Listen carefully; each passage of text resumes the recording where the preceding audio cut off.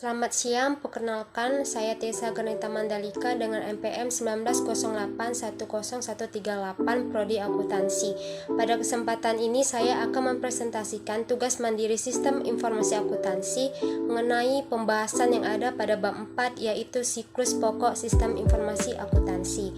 Seperti yang sudah kita ketahui bersama, bahwa sistem informasi akuntansi ini merupakan sistem yang memang dirancang khusus untuk melakukan kegiatan akuntansi, sehingga sebagai suatu sistem pasti memiliki beberapa komponen yang saling bekerja sama untuk menjalankan sistem ini. Sebelum kita mengetahui lebih lanjut mengenai siklus yang ada pada sistem informasi akuntansi ini, kita terlebih dahulu harus mengetahui apa itu siklus.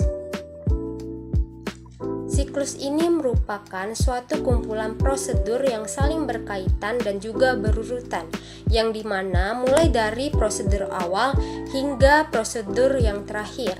Pada siklus akuntansi ini ada dua bagian di dalam perusahaan, yaitu siklus pokok dan siklus tambahan. Di dalam siklus pokok perusahaan terdiri dari yang pertama siklus keuangan, yang kedua siklus pengeluaran, yang ketiga siklus konversi, yang keempat siklus penerimaan, dan yang kelima siklus buku besar. Sedangkan pada siklus tambahan perusahaan terdiri dari yang pertama siklus pemasaran, yang kedua siklus persediaan, yang ketiga siklus sumber daya manusia, yang keempat siklus pengembangan dan penelitian, dan yang kelima siklus pengendalian mutu. Selanjutnya kita akan membahas siklus pokok yang ada di dalam suatu perusahaan. Yang pertama yaitu siklus keuangan, yang dimana siklus ini bertujuan untuk mengelola dana. Kegiatan dalam siklus ini adalah mendapatkan dana dan mengelola dana.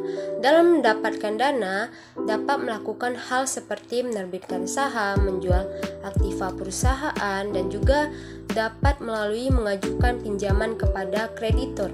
Sedangkan dalam mengelola dana dapat dilakukan seperti membeli aktiva, melakukan investasi, dan juga memberikan pinjaman kepada karyawan. Yang kedua yaitu siklus pengeluaran. Di dalam siklus pengeluaran ini berfungsi sebagai mencatat pengeluaran sumber daya ekonomis. Di dalam kegiatan dalam siklus ini berkaitan dengan pemesanan aktiva, barang atau jasa, permintaan tentang informasi mengenai harga barang atau jasa, penerimaan tagihan barang atau jasa, dan juga melakukan pencatatan terhadap laporan masing-masing bagian transaksi. Yang ketiga yaitu siklus konversi. Siklus konversi ini berfungsi sebagai mengubah bahan baku menjadi barang jadi. Dalam kegiatan siklus ini seperti menentukan jadwal dan rencana produksi, meminta bahan baku, meminta bagian personalia untuk menunjuk karyawan, dan juga melakukan proses produksi. Yang keempat yaitu siklus penerimaan. Di dalam siklus ini memiliki tujuan untuk mengubah produk perusahaan menjadi kas.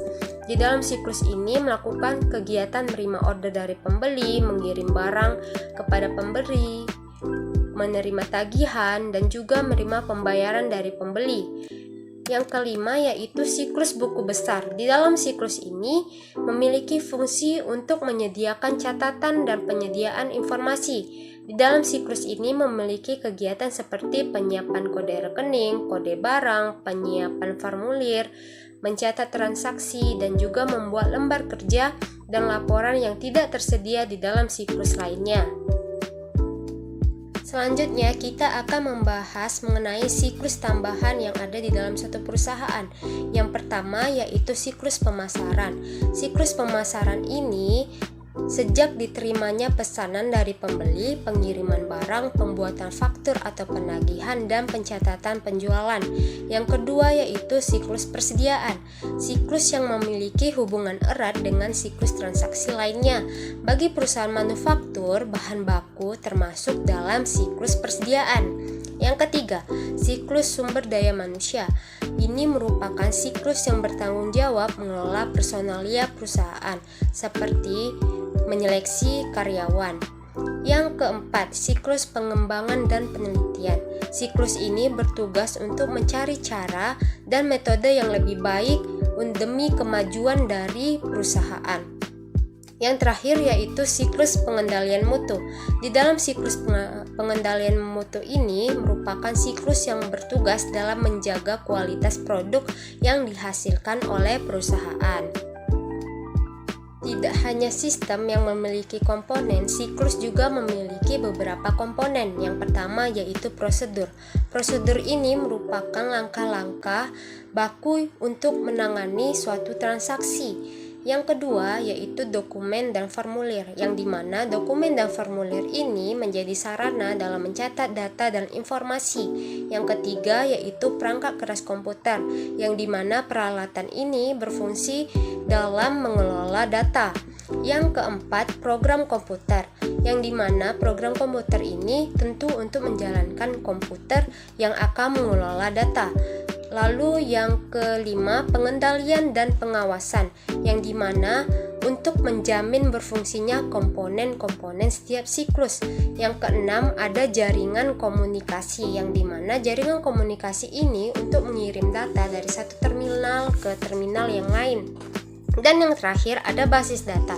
Basis data ini berisi kumpulan berbagai tabel dan juga berisi data yang sejenis, sehingga sistem informasi tidak akan berarti apa-apa jika tanpa adanya basis data ini.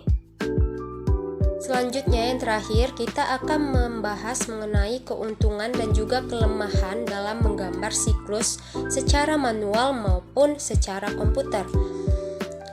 Yang pertama yaitu jika kita menggambar siklus secara komputer, kita dapat memperoleh keuntungan seperti praktis, gambar dapat diperbaiki, dapat diberi variasi warna, dapat digunakan dalam aplikasi lain.